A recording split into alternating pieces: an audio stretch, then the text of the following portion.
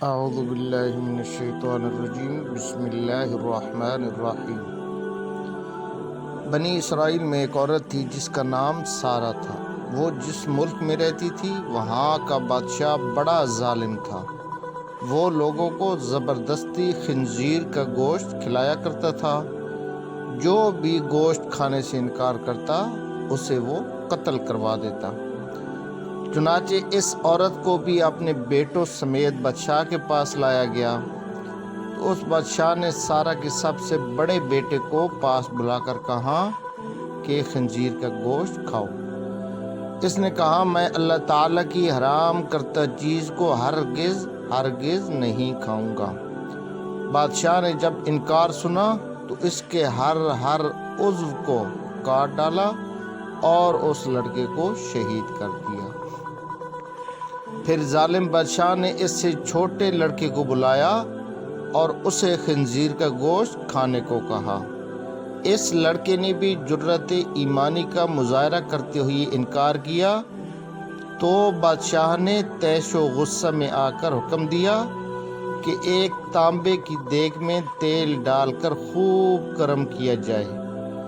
جب تیل خوب گرم ہو گیا تو ظالم بادشاہ نے اس لڑکے کو کھولتے ہوئے تیل میں ڈال دیا اور وہ لڑکا بھی شہید ہو گیا۔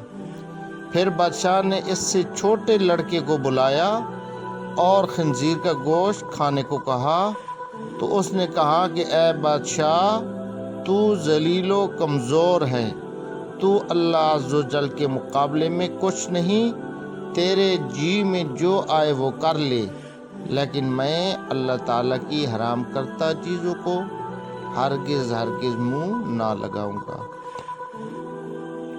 بادشاہ نے یہ سن کر کہا کہ میں تمہیں سخت سزا دوں گا۔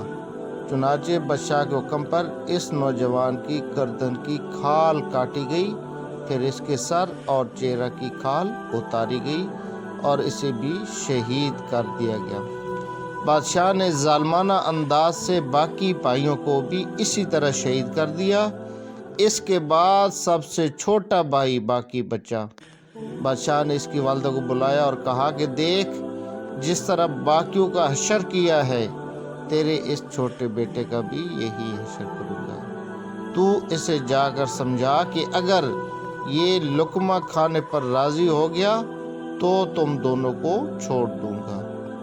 پھر ماں اپنے بیٹے کو تنہائی میں لے گئی اور اس سے کہا میرے لختے جگر، کیا تو جانتا ہے کہ تیرے بھائیوں میں سے ہر ایک پر میرا ایک حق ہے اور تجھ پر میرے 2 حق ہیں۔ وہ یہ کہ میں نے تیرے بھائیوں کو 2 سال دودھ پلایا، لیکن جب تم پیدا ہوئے تو نہایت کمزور تھے۔ تمہاری اس کمزوری نے میرے دل میں تمہاری شدید محبت پیدا کی، تو اس کمزوری اور تمہاری محبت کی وجہ سے تمہیں 4 سال دودھ پلایا۔ تجھے اللہ عز و جل اور اس کے احسان کا واسطہ دے کر کہتی ہوں کہ تو ہرگز خنزیر کا گوشت نہ کھانا، اور کہ کہیں ایسا نہ ہو کہ روز قیامت تو اپنے بھائیوں سے اس حال میں ملے کہ تو ان میں سے نہ ہو۔ سعادت مند بیٹے نے جب یہ بات سنی تو کہا اے ماں، میں تو ڈر رہا تھا کہ شاید آپ مجھے خنزیر کا گوشت کھانے پر آمادہ نہ کرے، لیکن اللہ عز و جل کا احسان ہے کہ اس نے مجھے آپ جیسی عظیم ماں عطا فرمائی۔ پھر وہ عورت اپنے بیٹے کو لے کر بادشاہ کے پاس آئی اور کہا کہ یہ لو، اب یہ وہی کہے گا جو میں نے اسے کہا۔ بادشاہ خوش ہوا اور اس کی طرف خنزیر کا گوشت بڑھاتے ہوئے کہا یہ لو، اس میں سے کچھ کھا لو۔ یہ سن کر بہادر بیٹے نے کہا اللہ کی قسم، میں ہرگز اس چیز کو نہ کھاؤں گا جس کو اللہ رب العزت نے حرام کیا ہے۔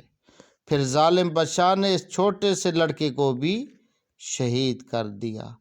پھر وہ اس بہادر عورت کی طرف ہوا اور کہا کہ دیکھ، تو یہ لقمہ کھا لے، تجھے منہ مانگا انعام دوں گا، ورنہ تجھے بھی تیرے بیٹوں کی طرح لقمہ اجل بنا دوں گا۔ وہ بہادر عورت بولی کہ اپنے بیٹوں کے جانے کے بعد اب مجھے زندگی سے کوئی سروکار نہیں، اور تیرے کہنے پر میں اپنے رب کی نافرمانی ہرگز نہیں کروں گی۔ جب ظالم بادشاہ نے یہ باتیں سنی تو طیش و غصہ کی حالت میں اس عورت کو بھی شہید کر دیا، اور اس طرح عظیم ماں کی روح اپنے فرزندوں سے جا ملی۔ یہ واقعہ حضرت وہب بن منبر رحمۃ اللہ علیہ سے مروی ہے۔ جب پتھر توڑنے والے چند مزدور حضرت وہب رحمۃ اللہ علیہ کی برگاہ میں حاضر ہوئے اور عرض کی کہ جس طرح مصیبتوں کا ہمیں سامنا ہے، کیا ہم سے پہلے لوگ بھی ایسی مصیبتوں سے دوچار ہوئے؟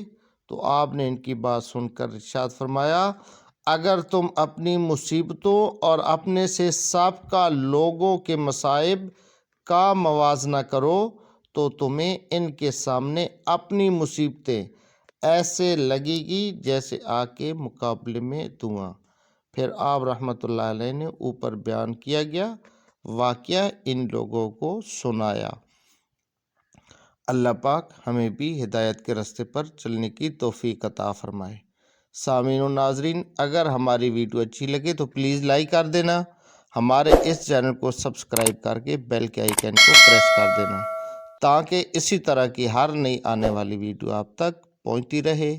اللہ پاک اب سب کا حامی و ناصر ہو۔ والسلام ورحمۃ اللہ۔